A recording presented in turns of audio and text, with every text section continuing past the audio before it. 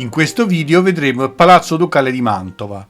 È attiguo e collegato con il Castello di San Giorgio, infatti molte stanze che vedremo saranno all'interno del castello.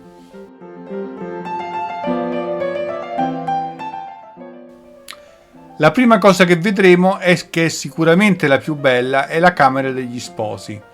Per entrare serve un biglietto speciale, un supplemento da pagare in biglietteria. Non dimenticatevi di chiederlo quando fate il biglietto. Se avete fatto la Mantova Card non è incluso e va pagato a parte. Sulla parete ovest è rappresentata tutta la corte di Ludovico Gonzaga in modo piuttosto informale.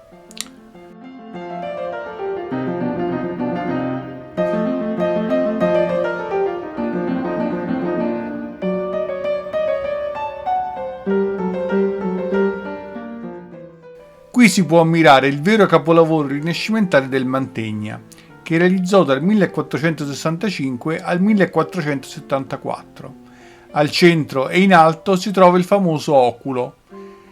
Si tratta di un tondo aperto illusionisticamente verso il cielo, che doveva ricordare il celebre oculo del Pantheon.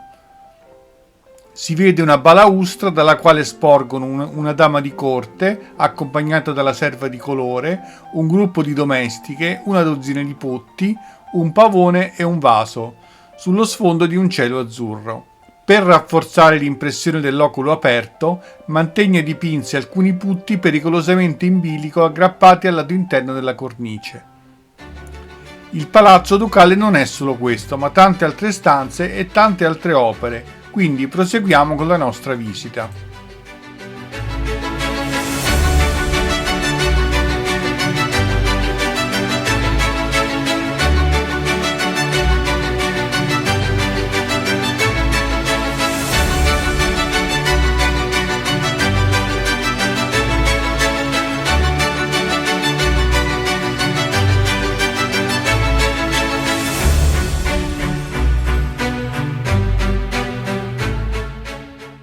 La Camera degli Sposi appena vista si trova all'interno del Castello di San Giorgio. Per vedere le altre zone attraversiamo una corte del castello.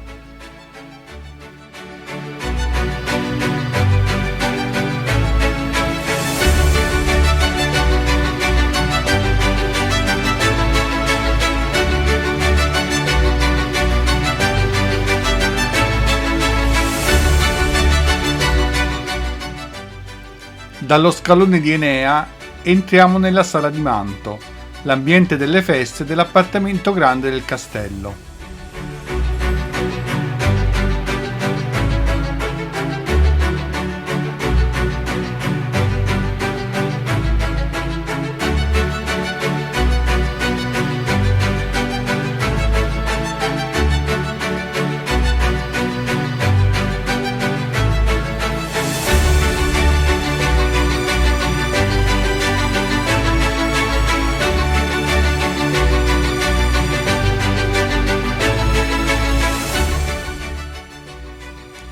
Le sale del castello sono veramente tante, ricche di opere d'arte da vedere in modo molto accurato e con calma e attenzione. In questo video vi farò vedere le più belle e quelle che mi hanno colpito di più. Qui ad esempio siamo nella Camera delle Teste o di Giove e vediamo un dipinto di Giulio Romano che rappresenta Giove come re del cielo. Come molte opere di Romano si nota l'artificio illusionistico di Giove tra le nuvole e dell'angelo che vola fuori dalla cornice.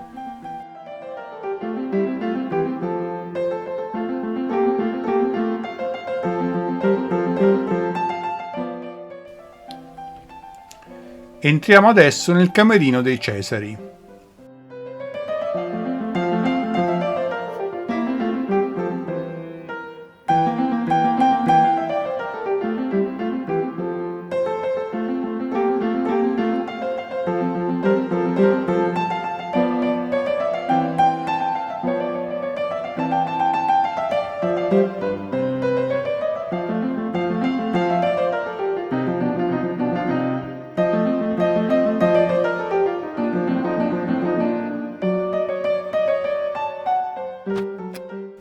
Questa invece è la Sala di Troia, dove si possono trovare affreschi su tutte le pareti inerenti alle vicende della guerra di Troia.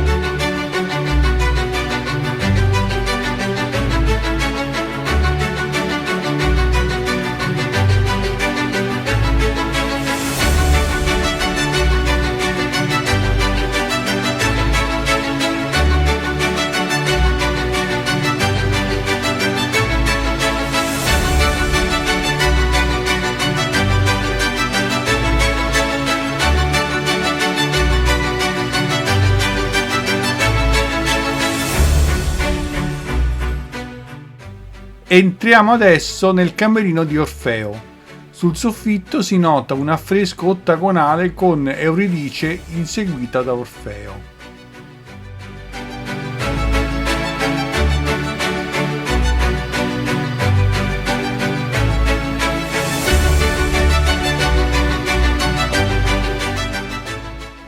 Questa è la sala degli arcieri. Era la sala dove c'erano le guardie del duca che presidiavano l'appartamento ducale.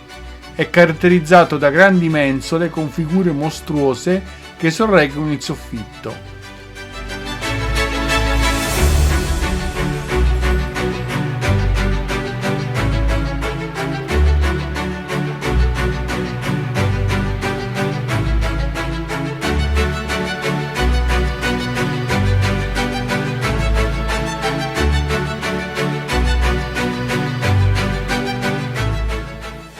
Sono esposte anche altre opere, tra cui una lunetta con la moltiplicazione dei pani e dei pesci a opera di Domenico Fetti.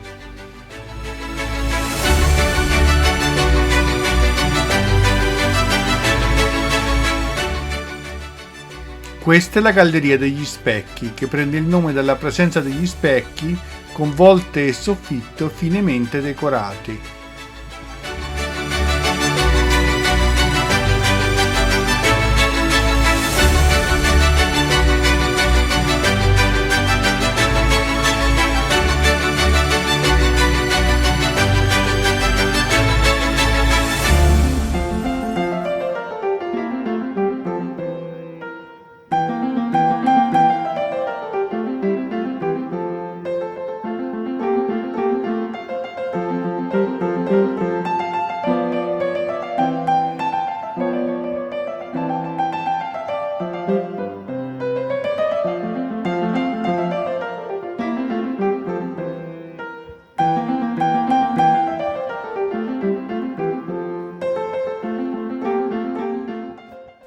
Entriamo adesso in quella che secondo me è la più bella sala del Palazzo Ducale, la Sala dello Zodiaco.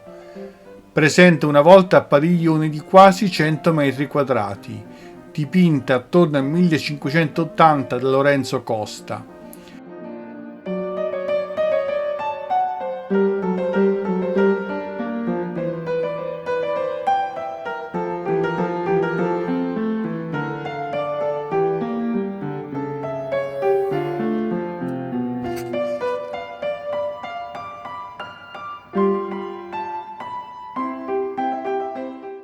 Il firmamento e i segni zodiacali dipinti ruotano attorno a un gruppo centrale, con Astrea e la dea Diana su un carro trainato da buoi.